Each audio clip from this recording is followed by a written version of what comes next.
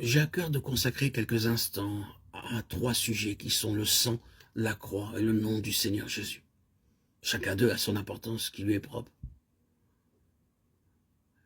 Mais ils sont tous les trois importants à un autre titre, spécialement pour les enfants de Dieu. Nous pensons ici à l'importance et à la nécessité qu'il y a à distinguer entre ces termes. Trop souvent, on emploie ces trois mots sans discernement. Or, la confusion, résultat d'un usage impropre, peut très bien être une source de faiblesse. Et notre marche en avant en est retardée d'autant. Quand on part pour la guerre, il est important de savoir de quelles armes on va avoir besoin, comment il faut les choisir, de quelle manière. Il conviendra de les utiliser. C'est une situation fort embarrassante d'avoir entre les mains une arme d'une certaine espèce et de s'apercevoir en pleine mêlée que ce n'est pas celle dont on aurait besoin. Les trois choses que nous venons de mentionner, le sang de Jésus-Christ, la croix du Seigneur Jésus et le nom de Jésus jouent un rôle de premier plan dans la victoire spirituelle du peuple de Dieu. Il est donc essentiel que nous soyons à même de comprendre quelle est la signification spéciale qui s'attache à chacune d'elles et quelle est leur valeur au point de vue pratique. Il est important aussi que les inconvertis connaissent le sens de ces termes, car ils ne sont pas sans remarquer qu'ils reviennent souvent sur les lèvres de chrétiens. Nous n'avons aucun espoir d'épuiser le sujet dans ces quelques audios que nous allons vous publier. Nous ne pouvons que l'introduire et l'aborder dans ces grandes lignes. S'il plaît à Dieu, nous pourrons l'étudier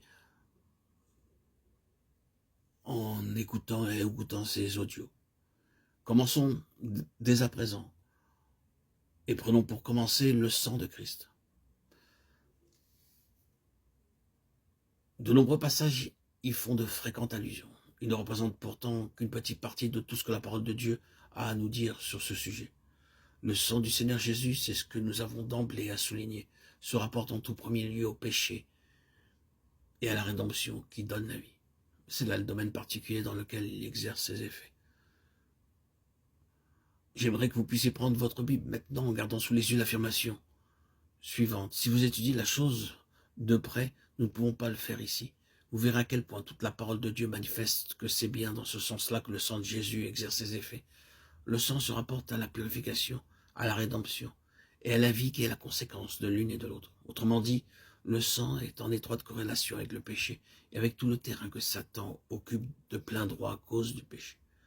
Quand nous parlons du terrain que Satan occupe de plein droit, nous voulons dire que par nature, d'après la parole de Dieu et d'après l'expérience de ceux qui sont venus au Seigneur Jésus, la création tout entière était servie à Satan. Peut-être contesterez-vous la chose, parce que dans ce domaine particulier, il vous manque une expérience personnelle. Mais essayez un peu de venir au Seigneur Jésus. Vous ne tarderez pas à découvrir à quel point vous êtes l'esclave du diable. Il n'y a que les prisonniers qui cherchent à s'échapper qui peuvent réaliser qu'ils sont vraiment prisonniers. Mais ce que la parole de Dieu nous dit est vrai, et l'expérience de tous ceux qui sont vraiment venus à Christ en est une démonstration. Toute la race humaine et la création entière, dans leur état naturel, sont maintenant esclaves de Satan. Mais la puissance de Satan et son autorité tiennent à une condition, et cette condition, c'est le péché. Là où se trouve du péché, sous une forme quelconque, Satan exerce une autorité légitime et il peut de plein droit maintenir son emprise. Il tient la race et c'est par le péché qu'il la tient. Le péché est la seule explication de cette étreinte diabolique qui se perpétue sur l'ancienne création. On peut dire que c'est la chaîne par laquelle la race tout entière est sous la puissance de Satan. C'est donc le péché qui constitue pour lui son terrain légal. Toutes les prérogatives dont il jouit de plein droit ont pour principe l'état dans lequel l'homme est tombé par son péché. Péché contre Dieu, obéissance à Satan.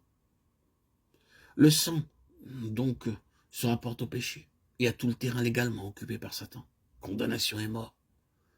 Tels sont peut-être les mots qui qualifient le mieux cet état de fait. C'est par ces deux mots que l'apôtre, dans les 3 premiers chapitres romains, récapitule sa magnifique argumentation. Après avoir passé tous les siècles en revue, parcouru tous les domaines de l'existence humaine, après avoir tout examiné, tout passé au crible des exigences de Dieu, il finit par tout enfermer sous le péché. Il n'y a pas de juste nom, pas même un seul.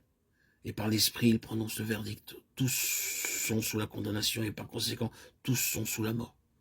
Ce sont ces deux mots qui représente le terrain légal, qui permet à Satan de tenir la race dans la servitude.